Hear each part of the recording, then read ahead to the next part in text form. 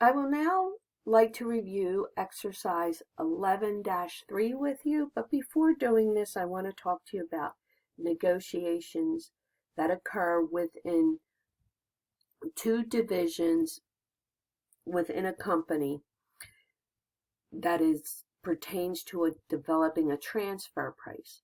In this situation, you have in the problem that we are going to look at 11.3, Seiko Company has an auto division that produces the speakers, and the selling price for the speaker is $60. The variable cost per unit is $42. Fixed cost is $8 per unit based on capacity of 25,000 units. Seiko Company has a hi-fi division that could use the speakers. The hi-fi division will need 5,000 speakers per year. It has received an outside quote of $57 per speaker. Seiko Company evaluates division managers on their basis of divisional profits. Well, during the negotiation pricing, in this case, we have a division manager of the auto division and a division manager of a hi-fi division. Transfer pricing is good in a decentralized business because it gives the opportunity for the division managers of each department, the selling department and the buying department, autonomy to negotiate a price that would be acceptable for the selling division, auto division, and would not cost the hi-fi division any more than what an outside provider would charge them for a comparable speaker. In this case, we are told that the actual buying division, the hi-fi division, has an outside quote of $57. So in requirement 1, assume that the auto division sells only 20,000 speakers. So we are at idle capacity here. We do have idle capacity of 5,000 units because they only produce 20,000 units. From the standpoint of the auto division, what is the lowest acceptable transfer price for the speakers sold to the hi-fi division? Well, the lowest acceptable transfer price in this case would be the variable cost per unit, which is $42. Because we have because we have capacity available, the selling division, the actual auto division, would like to recoup at least their $42 of variable cost. We don't have to consider the CM lost, the contribution margin lost on sales to other companies because we have idle capacity. So in this case, the seller would like to have a selling price at least $42. The highest acceptable price would be the buyer would have an acceptable price of $57 because they already have an outside quote of $57. What would be the acceptable price between the two divisions? The transfer price should fall in between the seller's contribution margin and the buyer's price from an outside provider. So the transfer price should fall in between the $42 from the seller's point of view and $57 from the buyer's point of view. So that answers requirement A and B. And C. From the standpoint of the entire company, should the transfer price take place?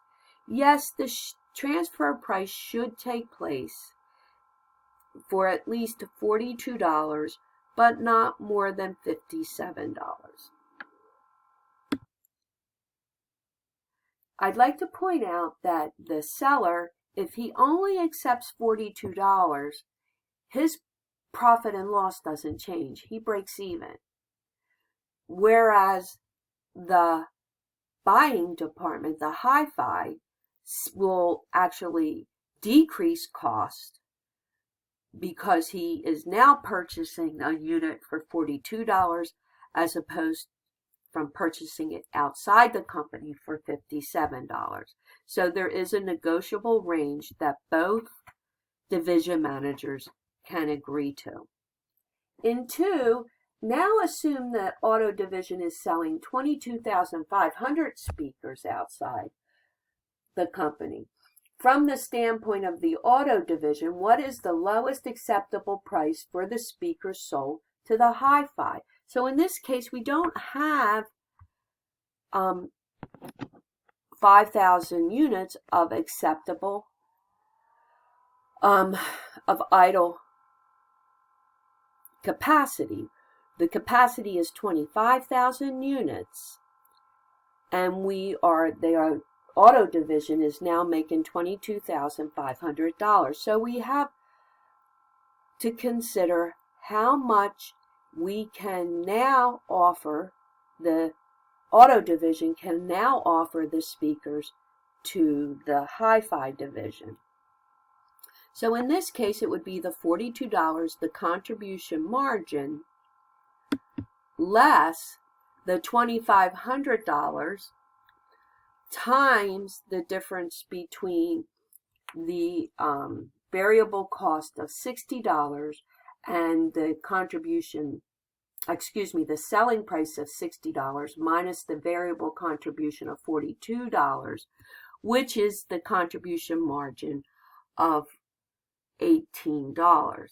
So it would be $2,500 times the contribution of $18, which is 45,000, divided by the number of units, 5,000, which gives us the 42 plus the $9.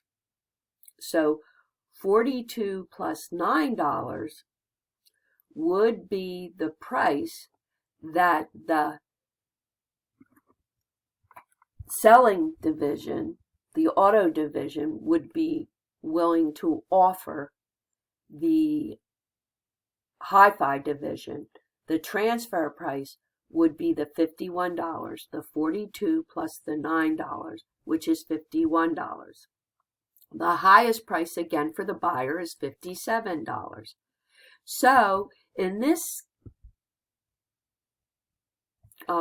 scenario, they only have $2,500 2,500 units that they can produce, not the 5,000 required. So they would lose money on the deal if they sell the speakers to hi-fi for anything less than $51. It has to be at least $51. The transfer price has to be at least $51, but no more than $57. So in this scenario, we understand now that because they can only produce 2,500, the lost units that they would sell to outside the company would be the 2,500 units times the contribution margin lost, which is 45,000 divided by 5, which is 9, plus the 42 variable cost, which is the $51. So to answer the last question in D, from the standpoint of the entire company, should it take place? And yes, it should take place. Again, if the auto division only sold it at 51, they would break even because they would take their current variable costs and they would recoup their lost CM. And the buying unit, the hi-fi, cannot purchase it more than $57. So somewhere in between the 51 and the 57, the two divisions should be able to come upon a transfer price that is favorable for both divisions.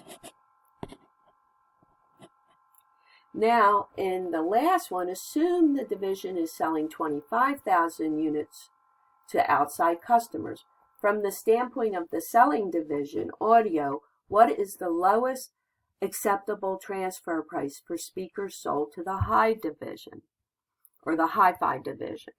Well, here we would take the $42 of variable cost per unit, and the contribution loss would be 5,000 divided by 18, which is 90,000 divided by the number of units, 5,000, which gives you $18.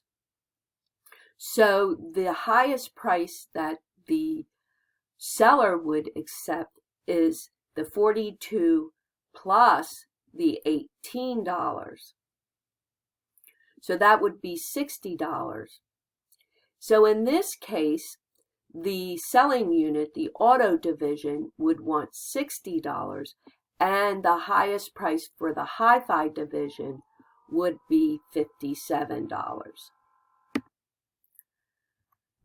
The actual decision here is they should not obviously make this transfer, because the buying department of hi-fi can buy it for less than internally what would have to be charged by the auto division, so they would be losing $3 per unit.